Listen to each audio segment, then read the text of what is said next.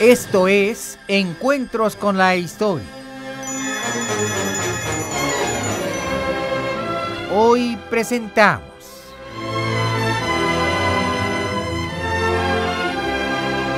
el capítulo 38 de la serie, El Imperio. 196 años de la grandeza azteca.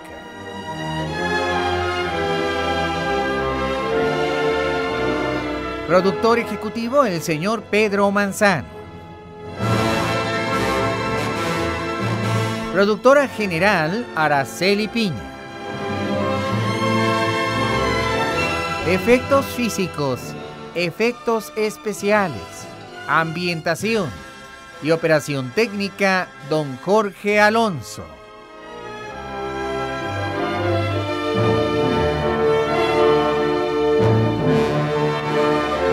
También en la operación técnica, César Arturo Becerril.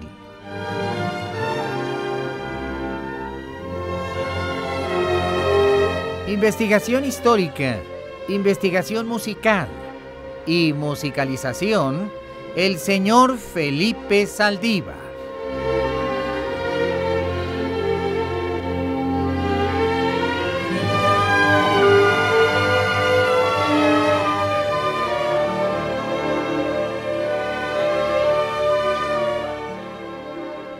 Y todos bajo la dirección de tu amigo, el doctor Pepe Cruz, responsable de la creación y de la redacción del libro histórico.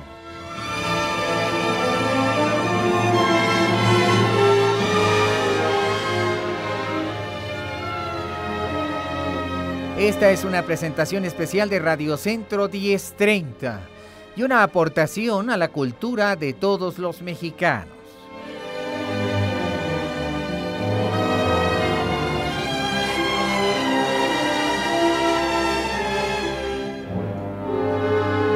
El conocimiento de la historia nos transforma en mejores personas. Y el conocimiento de la historia mexicana nos convierte en mejores mexicanos. Mexicano, conoce tu historia.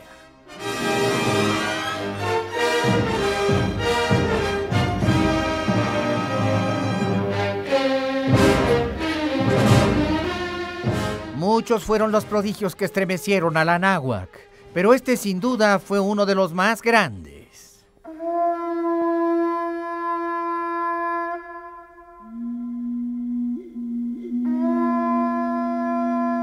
La princesa Papatzin, la hermana del emperador Moctezuma, había muerto y luego resucitado.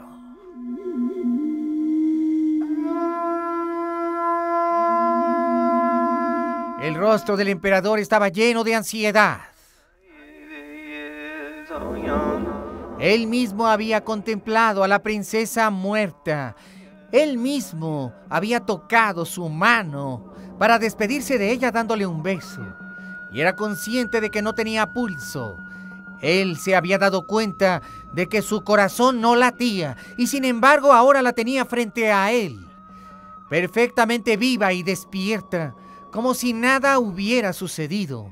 Aquel hecho prodigioso, sin duda, era consecuencia de la acción de los dioses. ¿Qué le estaban advirtiendo los dioses a través de su hermana? Que como desquiciada no hacía más que repetir y repetir constantemente que había tenido una profecía, que había visto como un personaje de cabellos dorados como el oro y de ojos verdes como la mar, le había dicho constantemente: es el fin de los tiempos.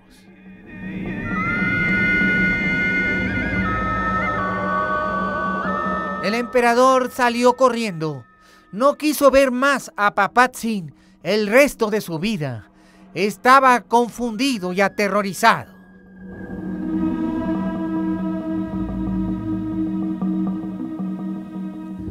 Nezahualpilli, rey de Texcoco, iba con él, diciéndole constantemente: te lo dije, lo sabías, yo fui el primero en decírtelo. Tengo un observatorio en mi casa, en mi gran palacio tengo sabios. Hemos advertido esta profecía y los extraños presagios lo anuncian. Es el final, Moctezuma. Mi reino de Acolhuacan y el tuyo de Tenochtitlan serán destruidos. Hemos consultado todos los códices. Los doctores en el conocimiento del futuro han sido claros. Y entonces, Moctezuma, yo no tengo confianza en tus asesores. Yo tengo en el Calmecac al mejor de los sacerdotes, el que sí puede ver el futuro. Yo no creo en ese negro destino y me rebelo contra él. No creo que los dioses hayan dado su grandeza a Tenochtitlan y al imperio solamente para arrebatársela cruelmente.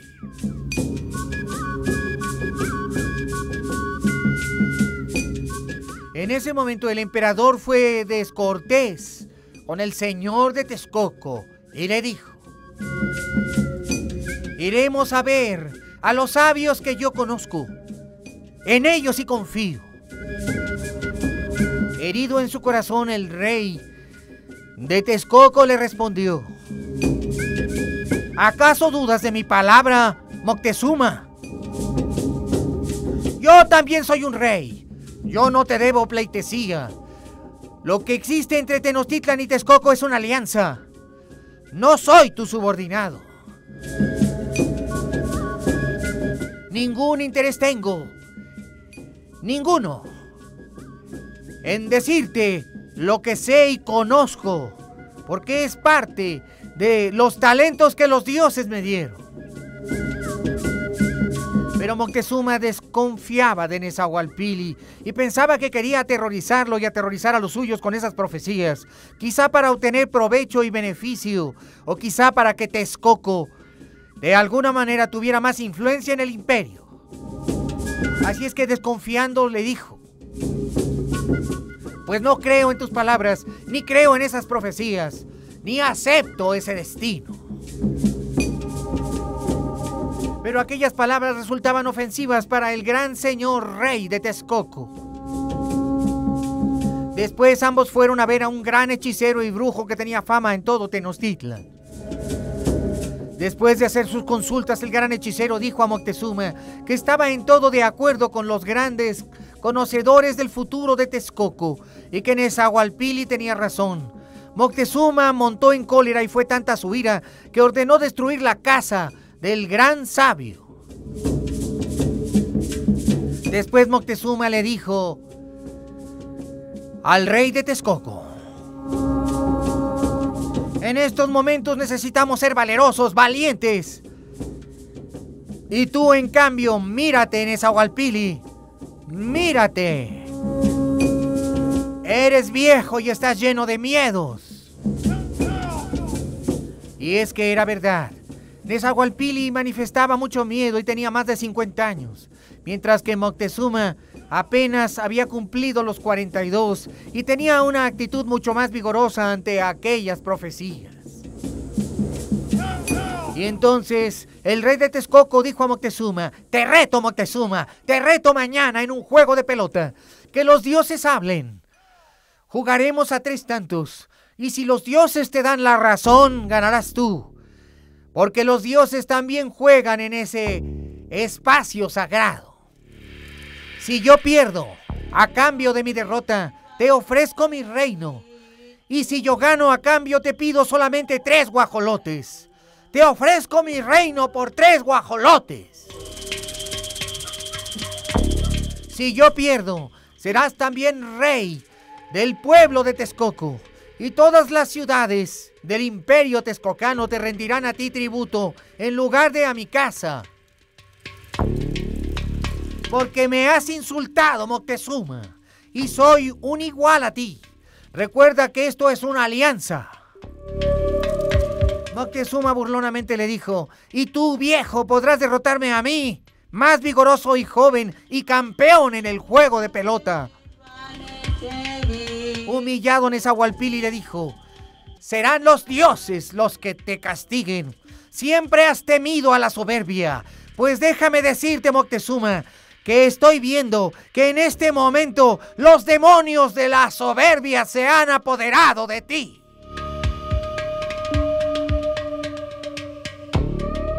Y Moctezuma, lleno de ira, vio salir enfurecido a Nezahualpilli de su palacio.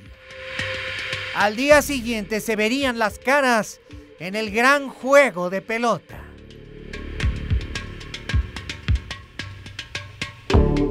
Y aquella noche pasó sin que el emperador pudiera dormir. Las palabras de Nezahualpilli taladraban en su cabeza. Se estaba convirtiendo el emperador en un tirano. Se había convertido en un hombre soberbio. Y pensó Moctezuma, si los dioses me abandonan, entonces Nezahualpilli tendrá razón.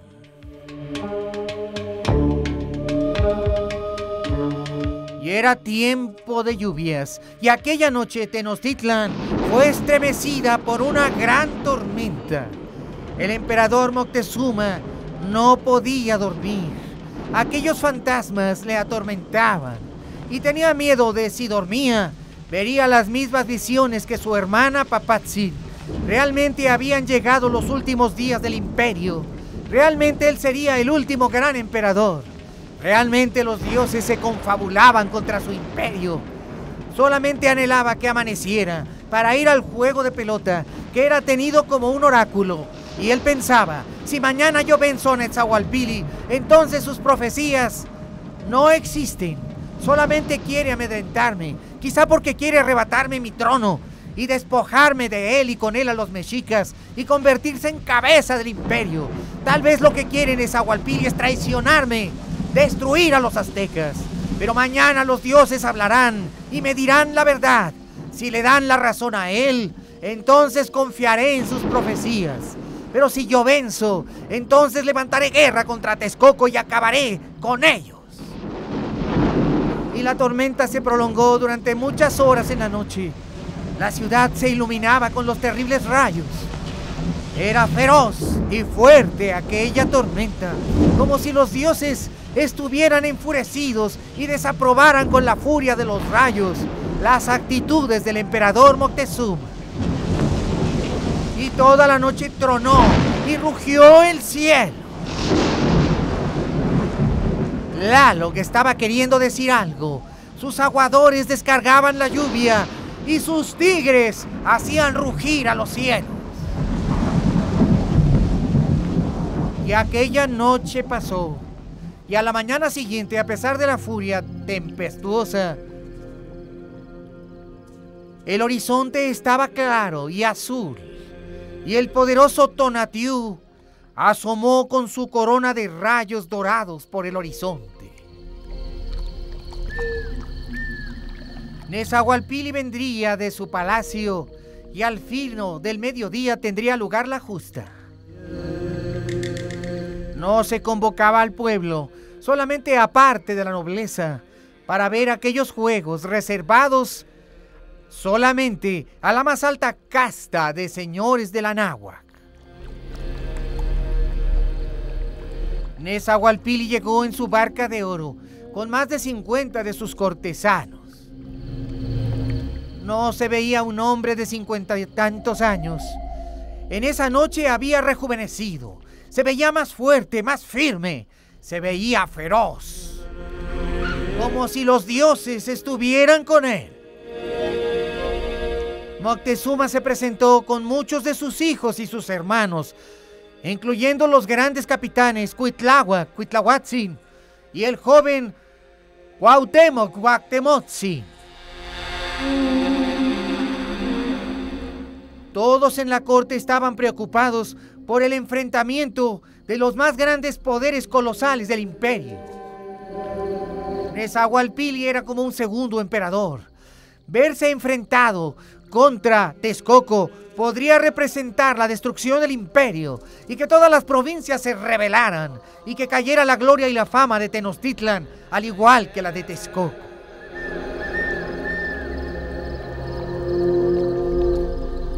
Aquella mañana el Cihuacóatl del imperio había aconsejado al emperador que fuera prudente y que no insultara a su par, el señor de Texcoco, advirtiendo que si ambas potencias se enfrentaran y riñeran y dejaran su sangre en el campo de batalla, los tlaxcaltecas, huejotzincas y los purépechas podrían aprovecharse de aquella debilidad y atacar al imperio.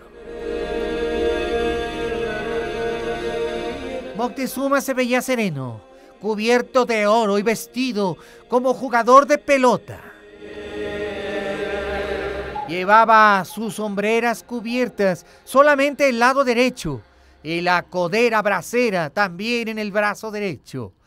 Y a la altura del muslo, una impecable prenda de cuero bellísimo, labrado con figuras de los dioses.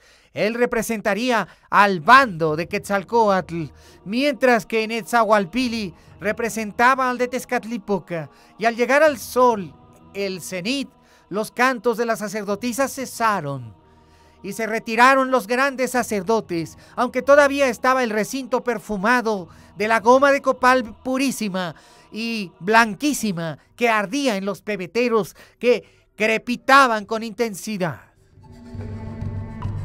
Solamente había unos cuantos cientos de espectadores, todos ellos príncipes gloriosos y personajes de alcurnia.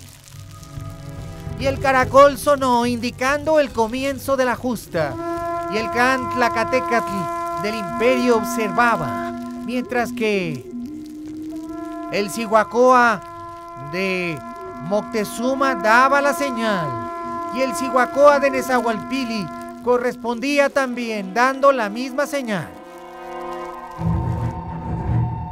Moctezuma y Nezahualpili se enfrentaban en el juego de pelota.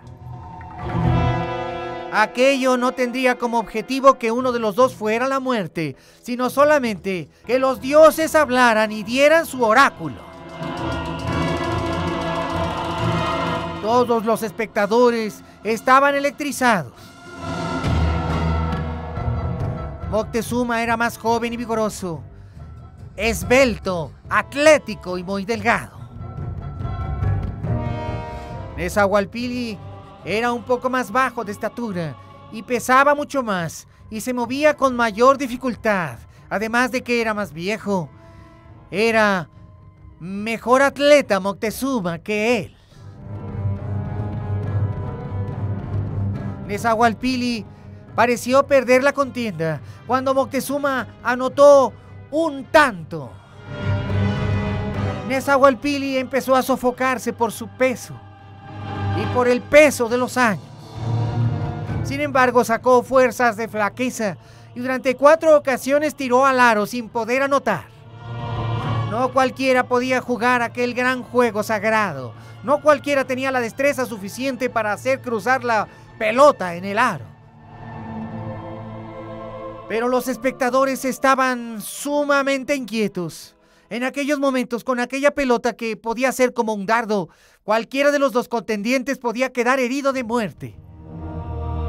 Vigilaban más a la pelota que a los jugadores, temiendo que aquella pelota, proyectil como una piedra de roca, pudiera caer en la cabeza de alguno de los dos contendientes, cegándoles la vida. Los cortesanos estaban impávidos.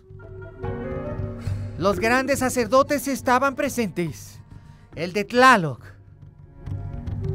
llamado Tlaloc Tlamacasqui, y el mismo sacerdote de Huitzilopochtli, el gran señor, aquel por quien se vive, el Totec Tlamacasqui.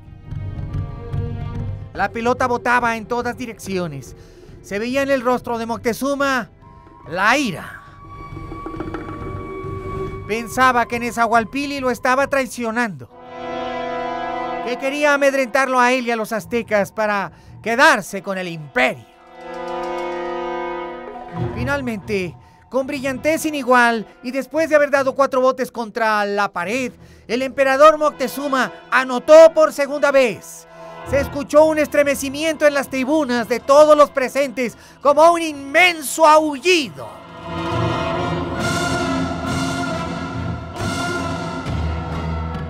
Los dioses parecían tomar partido y estaban del lado del emperador. Las profecías eran falsas. Moctezuma tenía la razón. Ahora solamente le faltaba el tercer tanto. Si lo acometía, entonces proclamaría una guerra contra Texcoco para destruirlo y convertir a Tenochtitlan en la única cabeza colosal del imperio, ya que no temían nada de Tlacopan. Eran como vasallos, agachaban la cabeza y hacían su voluntad.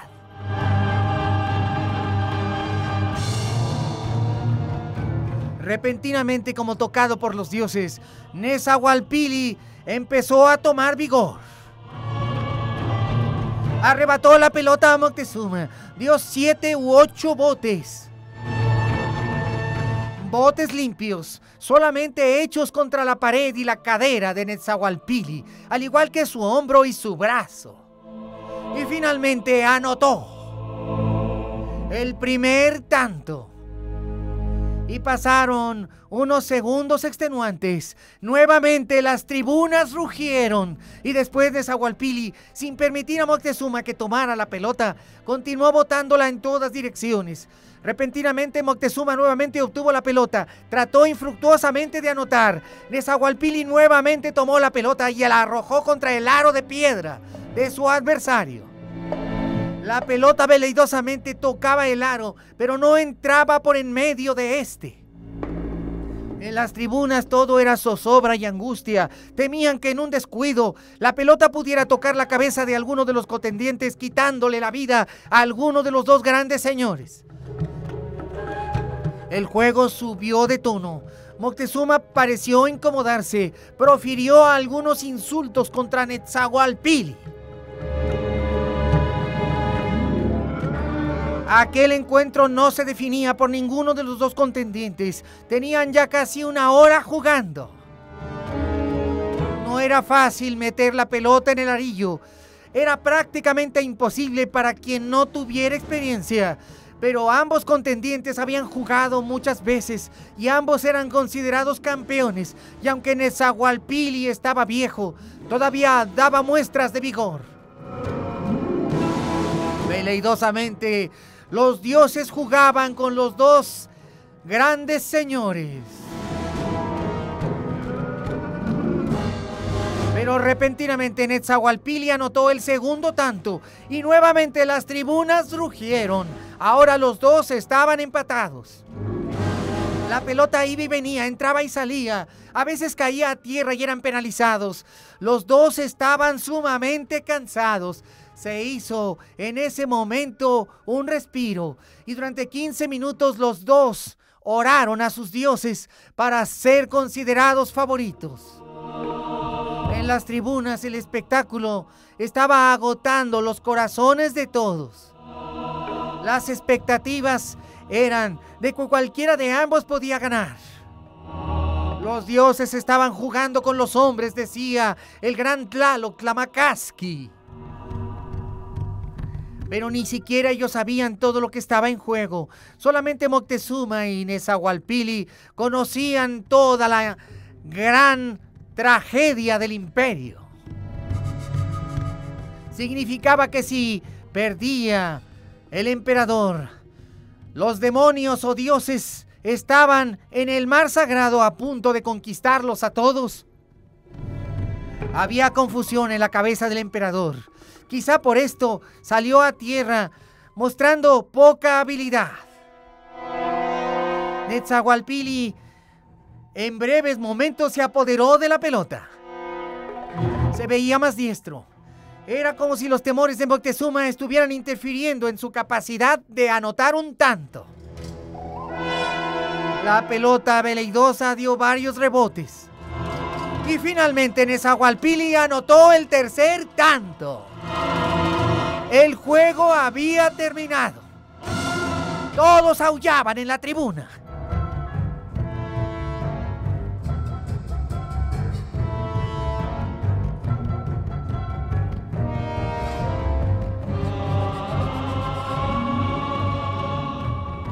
El emperador estaba desacompasado.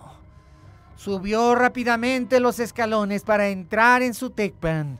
Le separaban unos 1000 metros del gran palacio, ya que el gran recinto del juego de pelota estaba a corta distancia. No subió a su silla de oro. No se puso su manto sagrado. Parecía que estaba huyendo a gran velocidad. Sus pensamientos estaban llenos de consternación. Los dioses le habían abandonado. ¿Significaba eso que Nezahualpilli tenía razón? ¿Significaba que el imperio estaba abandonado a su suerte? ¿Que habría nuevos avistamientos en el mar sagrado? Nuevos presagios de tragedia. Moctezuma entró en su gran palacio.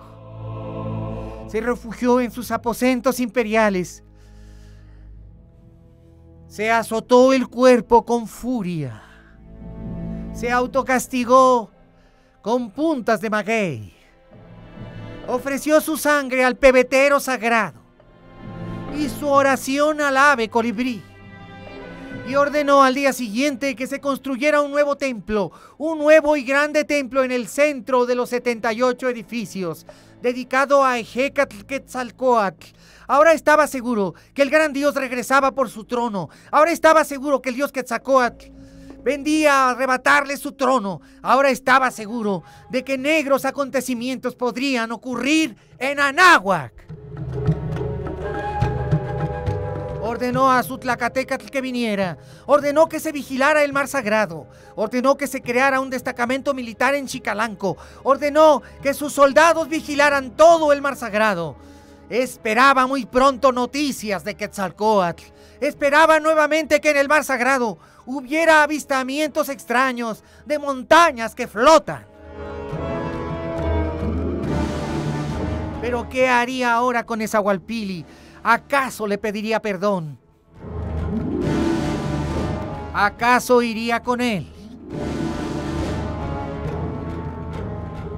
¿Acaso tenía razón? El emperador estuvo muy confundido. Y finalmente llegó otra noche, y nuevamente los cielos rugieron, y la tormenta cayó sobre Tenochtitlan. Y el emperador nuevamente no pudo dormir durante toda aquella noche de zozobra. Los jaguares del cielo rugían, y los aguadores de Tlaloc con sus grandes tinajas dejaban aquella lluvia infernal caer.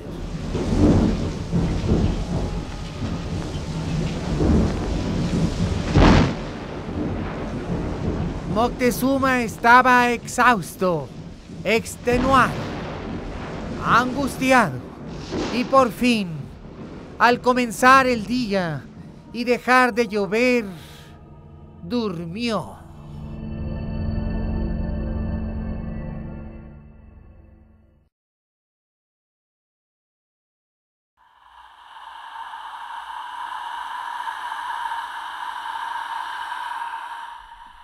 Habían pasado meses, 1 año y medio.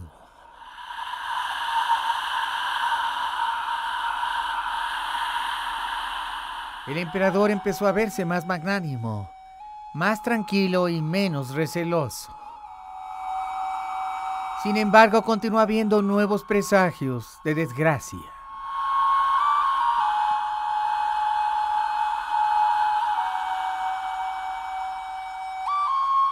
Los actos de magnanimidad del emperador fueron cada vez mayores.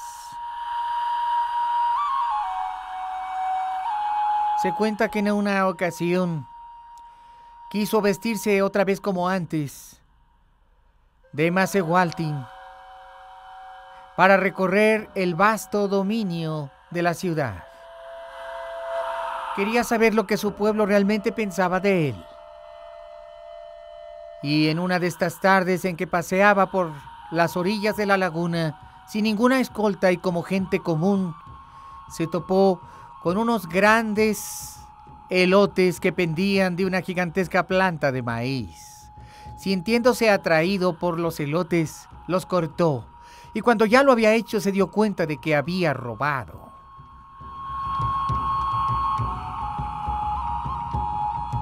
Entonces el campesino, que estaba cerca, le dijo: ¿tienes hambre? Y Moctezuma le respondió: no, y me avergüenzo de haber robado, porque yo mismo he creado las leyes para que esto no suceda. El campesino, desconcertado, no sabía si creer que realmente estaba en presencia del emperador. Repentinamente, unos oficiales de alta jerarquía y vestidos de manera extraordinariamente rica se dirigieron a él como soberano, y el campesino se postró y cayó a tierra lleno de terror. Moctezuma le dijo: no tienes nada que temer. Yo soy tu emperador, por lo tanto, tu protector. Después mandó por él a palacio y lo mandó a vivir a Chapultepec, donde le dio una parcela para su uso personal y lo convirtió en jardinero de su gran palacio. Le regaló un manto riquísimo, cuyo costo era tan elevado que ni en toda su vida y la vida de sus hijos aquel campesino podía haber reunido tanta riqueza.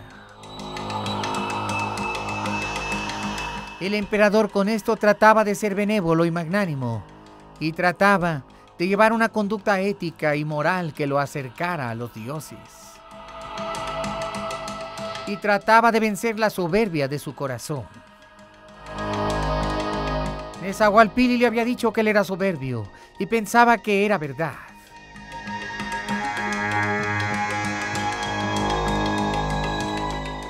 Y empezaron a suceder nuevos prodigios en el Valle de México, Tenochtitlan.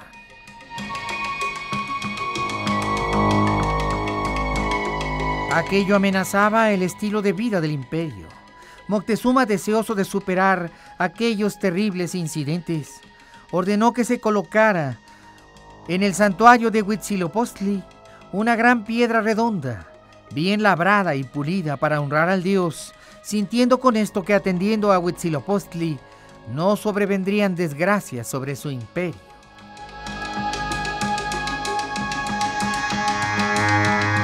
Ordenó que esta piedra, que sería instalada en el gran templo, fuera labrada en Chalco. La piedra era realmente hermosa, gigantesca y redonda, y se le trasladó a Tenochtitlan.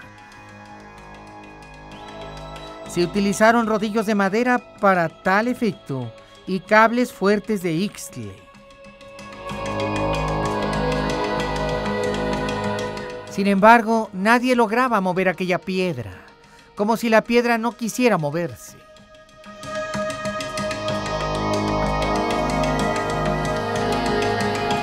Aquella sería la piedra en la que se harían los sacrificios en el gran templo de Huitzilopochtli. Y cuando los arquitectos e ingenieros, así como todos los trabajadores, trataban de mover la piedra habló y les dijo: no me muevan de aquí, porque el Señor del mundo no quiere que se hagan más sacrificios humanos en Tenochtitlan.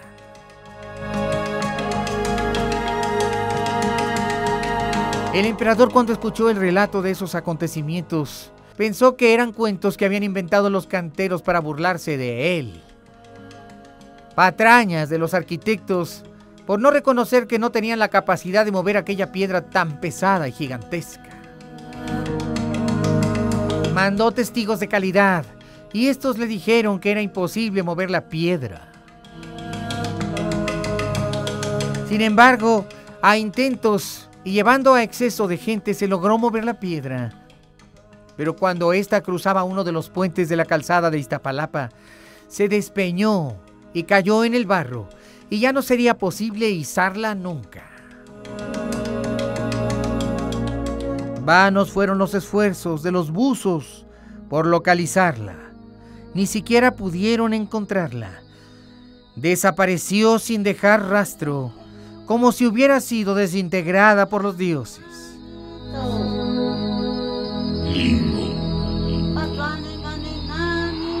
Apenas habían pasado unos cuantos meses, cuando en una tarde Las aguas del lago empezaron a burbujear, como si estuvieran hirviendo. Se levantaron olas tan grandes, sin causa aparente, que derribaron varias casas de Tenochtitlan. Un día, los pescadores del lago cogieron un ave muy extraña, nunca antes vista.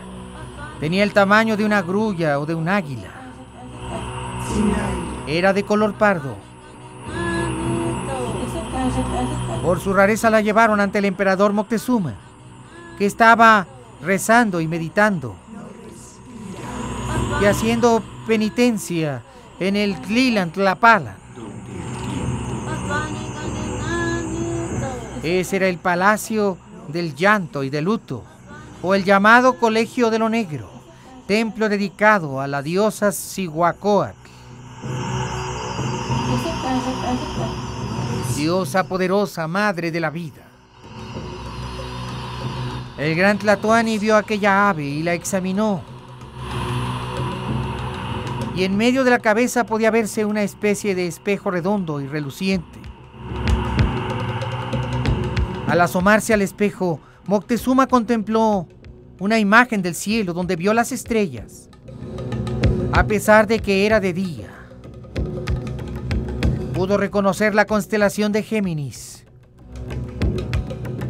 Muy agitado miró nuevamente dentro del espejo. Esta vez observó a hombres armados. Venían formando escuadrones que parecían venir del oriente. Luchaban y mataban, y montaban bestias que semejaban una especie de venados. Moctezuma mandó llamar a los mejores sacerdotes y hechiceros, incluyendo a Nezahualpilli. Cuando estos quisieron observar el fenómeno, el ave desapareció ante sus propios ojos. Pasaron muchas cosas en esa época. Se encontraron también seres humanos con dos cabezas. Dos hombres unidos en un solo cuerpo, lo que hoy llamamos siameses.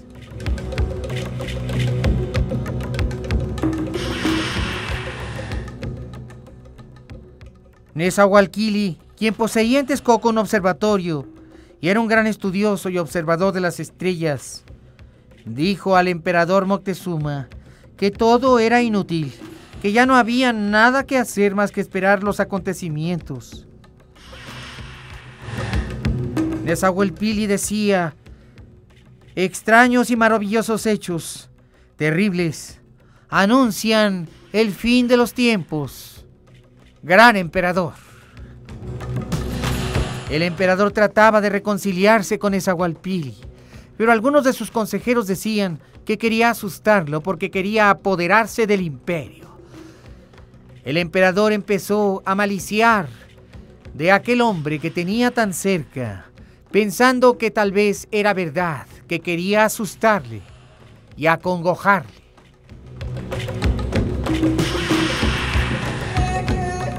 Y es que había un motivo para sospechar de él.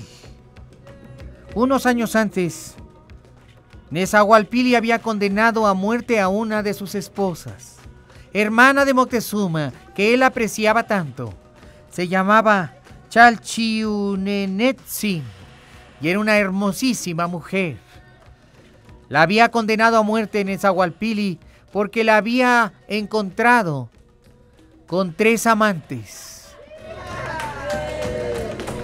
Se decía que esta mujer había tenido docenas de amantes y que los engatusaba y atraía, disfrutaba de sus cuerpos y después los asesinaba, quemándolos para hacerlos desaparecer, y que después hacía estatuas de ellos, y que las más de 200 estatuas que tenía en sus aposentos eran los amantes que ella había disfrutado y después matado, pero que se había enamorado realmente solamente de 3, los cuales le habían acompañado a escondidas, y que una vez que el rey de Texcoco la había descubierto con aquellos 3 amantes, estos habían sido los únicos que habían sobrevivido a la muerte, porque habían sido los únicos que habían obtenido un verdadero sentimiento de Chalchiunenetzin.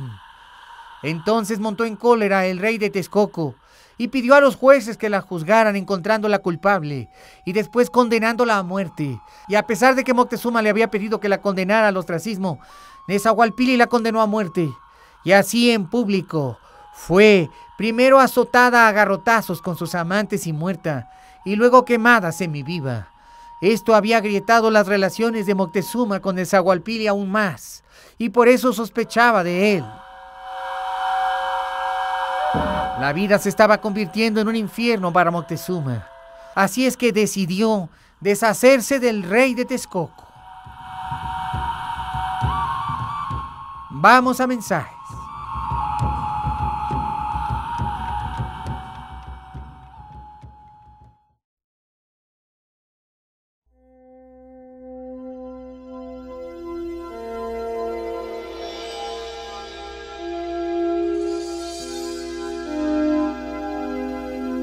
Era triste y trágico para el imperio que sus 2 más poderosas cabezas se hubieran perdido la confianza.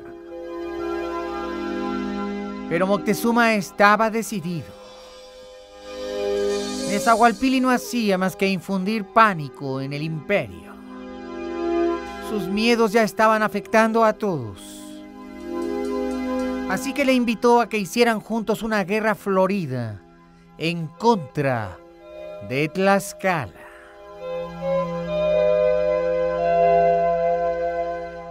Nezahualpilli mandó un numeroso ejército de texcocanos, acolhuas, contra Tlaxcala. Pero no comandaba personalmente su ejército. Al frente de este iban los hijos del rey de Texcoco. Moctezuma comandaba otro ejército y la guerra florida se inició. Moctezuma mandó un embajador a los de Tlaxcala diciendo dónde estaban acampando los acolhuas y diciendo que estos no pensaban hacer solamente una guerra florida, sino que querían destruir totalmente a Tlaxcala. Entonces los tlaxcaltecas, enfurecidos contra Nezahualpilli, sorprendieron, violando las leyes de la guerra, al ejército de los acolhuas casi durmiendo. Hicieron una gran mortandad, sin que Moctezuma hiciera nada para ayudarlos. Aquella era una terrible traición que diezmó al ejército de los acolhuas. Después Moctezuma regresó a Tenochtitlan.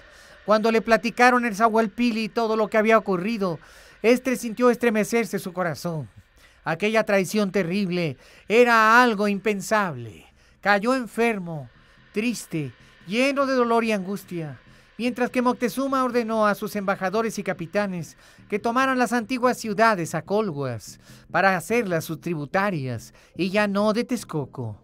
Incrédulo y lleno de dolor, Nezahualpilli mandó a sus embajadores a decir a Moctezuma por qué había hecho eso. Ordenó que salieran muy poco de las ciudades que rendían tributo a los acolhuas, los aztecas. Pero Moctezuma recibió a los embajadores y les dijo: digan a su rey que este es el nuevo imperio, que ahora las ciudades que antes rendían tributo a los acolhuas, como Xochimilco y Iztapalapan, rendirán tributo desde hoy a los tenochcas, porque las cosas han cambiado y en el nuevo imperio ahora solamente regirá Moctezuma. Desacreditado y lleno de angustia y dolor, Nezahualpilli cayó enfermo y a unas cuantas semanas después murió.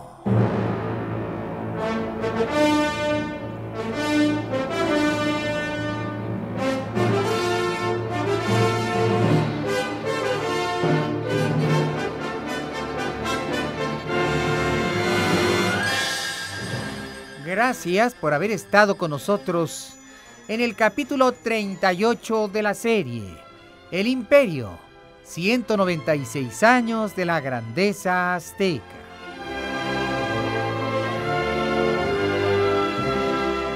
A nombre de Radio Centro 1030 y de todos quienes hacemos este programa, gracias. Pero muchas, infinitas gracias por su preferencia. El conocimiento de la historia nos transforma en mejores personas. Y el conocimiento de la historia mexicana incuestionablemente nos convierte en mejores mexicanos. Mexicano, recuerda, haz un esfuerzo, conoce tu historia.